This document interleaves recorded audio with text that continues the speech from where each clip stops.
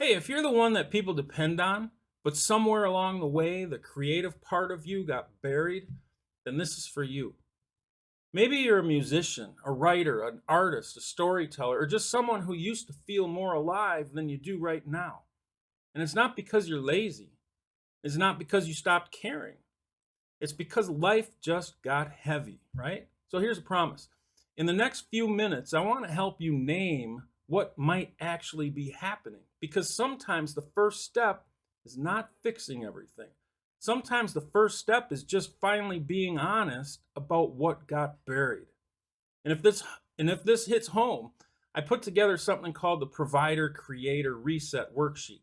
At the very end, I'll show you how you can grab it. It's a simple worksheet to help you see what responsibility or responsibilities has taken over, what part of you still feels alive, and the one small step to start building again. I'm Daniel James, founder of Provide, Create, and Thrive. I'm building this for providers, creators, and late bloomers who want to start creating income from home without risking the stability of the people who depend on them. And I'm not here to hype you up.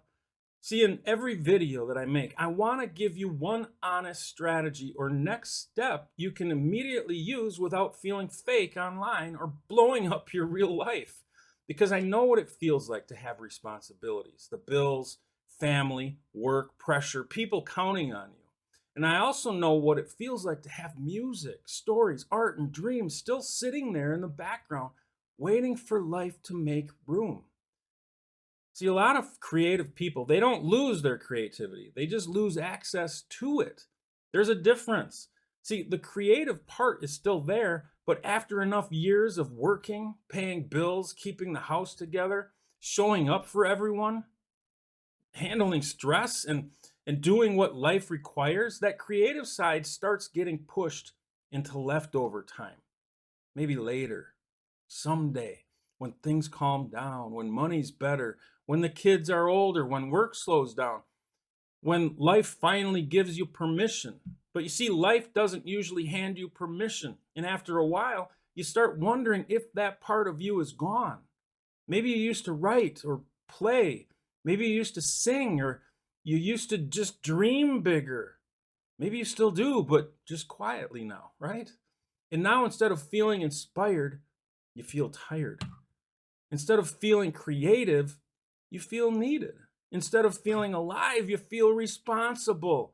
And that can mess with you because on the outside, you may look like you're doing everything you're supposed to do. But inside, there's this quiet ache that says, there's still more in me. So the problem is, most advice doesn't really speak to who you truly are. Some people just tell you to hustle harder. Some tell you to quit your job right now and chase your dream. Some tell you to just be grateful and stop wanting more. Some tell you to start posting online like you have everything figured out. But none of that really fits when you're a provider. You see, you can't just blow your life up like that and do things that you're not comfortable with.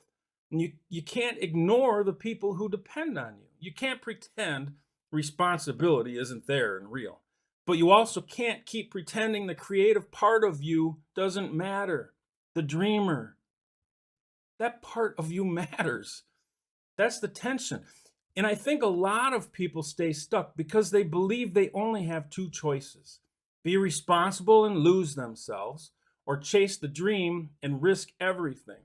I don't believe those are the only two options. See, here's where I'd start. Not with a huge life change, not with quitting everything, not with pretending to be someone online that you're not. Start with three simple questions. First, where did responsibility take over your life?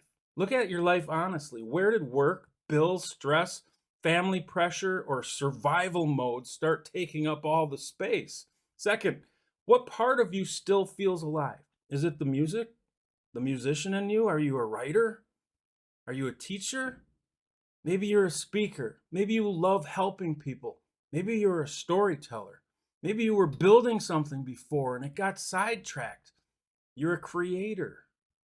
Pay attention to those things that keep coming back, the thing that won't leave you alone. And third, pick one repeatable creative appointment this week. Not like a dream, just some time. Not a someday plan, some time. Just one 30-minute block of time. One simple output. One place for it to go. Maybe you write for 30 minutes and just save it in a folder. Maybe you record one honest video and post it. Maybe you work on a song idea and you capture a rough voice memo on your phone. Maybe you write one post about what you're learning.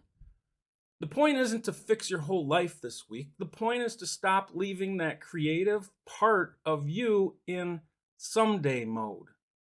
See, this works because it stops treating your creative life like just some random hobby that gets whatever time is left over. It gives it a place, it gives it a language, it gives it a path. And when you can name what's happening, you can start moving differently. You don't have to abandon responsibility, and you don't have to become fake online. You don't have to have it all figured out. But you do have to stop pretending that the part of you that wants more is wrong. It's not. So if this hits home, comment reset, and I'll send you the Provider-Creator Reset Worksheet. Then ask yourself, what part of me got buried and what part of me still is trying to breathe? Peace.